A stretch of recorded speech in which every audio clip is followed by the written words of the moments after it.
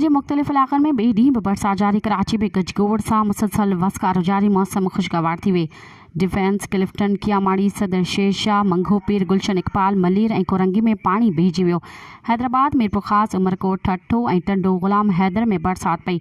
टंडो बागो, कड़ियो घंवर, झोक ऐं सजावल, जुणेजो में वसकारो हाल आहे। मीरपुर, साकरो, सजावल, बदीन, कढण, सिराणी ऐं नंदू में बरसाति। दड़ो, खोस्की, शादी लाज, मलकाणी, कुनरी ऐं ॾेई में बि बरसाति पई। शिदातपुर, घारो, कस्बो, नओंकोट ऐं सिराणी समेत मुख़्तलिफ़ इलाक़नि में बि वसकारो पियो। मौसमियात खाते चयो आहे त पहिरें सिस्टम में सुभाणे ताईं हल्के खां विचोले बरसाति थी सघे थी। 17 अप्रैल ते दाख़िल थींदड़ ॿिए सिस्टम में थंडर सेल्स ठही सघनि था। कराची में 18 ऐं 19 अप्रैल ते गजगोड़ सां बरसाति जा इम्कान आहिनि।